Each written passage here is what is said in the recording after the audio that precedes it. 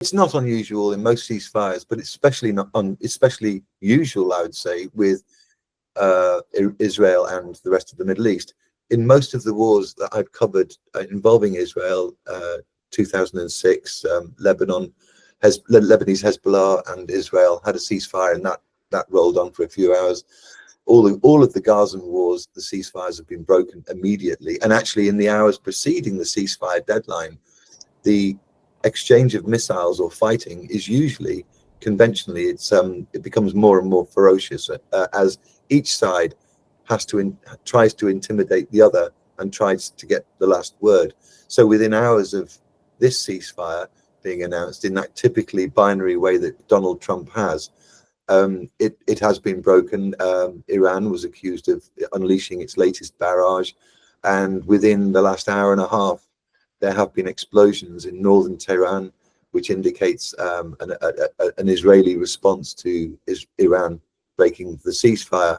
This has prompted a furious tirade on the White House lawn from Trump, who very unusually, for not just for him but for any leader of the free world, swearing, saying of both sides that they don't know what the they're doing. Trump's manner is, we know he tells lies, he obfuscates, and he exaggerates like you've never seen before. And I think this is an example, an illustration of how he is so hyperbolic in his language that he was trying to express his anger, that he'd run out of ways to do that, because he's always saying things like, I'm more angry than ever before, that he just broke into swearing. It also could indicate a slight indication that the pressure's getting to him. He's not getting what he wants.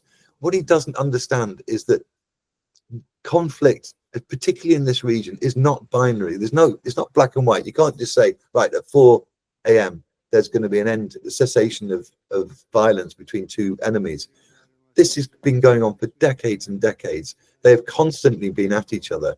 I expect to see a general ratcheting down of these exchanges, and then they will regroup. And Israel is probably, I hear, becoming dangerously short of the missiles it needs. Iran definitely needs to consolidate and try and fill some of the gaps left by an amazing number of assassinations imposed upon it by Israeli warplanes.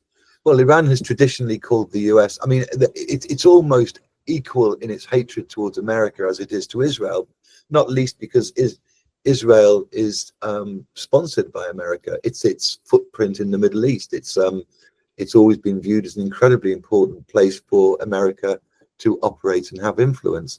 And even before the US became physically involved in this conflict with its B-2 bombers and the Bu-57 bunker busters, even before then, you could see the shadow of America in the background, constantly consulting with Benjamin Netanyahu, the Israeli prime minister, constantly cajoling him and trying to move him in one direction. And there's been this kind of push and pull, but America is the senior partner in this relationship, and Iran knows that. Also, I mean, and just to talk about the American relationship with Israel as well, the Jewish Israeli lobby in America is immensely powerful, and Trump knows that. It's also, post Second World War, post the Holocaust, America felt that that Israel had every right to have a Jewish state of its own, and that's perhaps a discussion for another time. But these two are very, very close friends and allies. And if you go to Israel, as you have done, I know you will meet lots and lots of Americans. Israelis go to work in America. They have a symbiotic relationship, possibly to use a Trumpian expression, unlike any other two countries, I guess.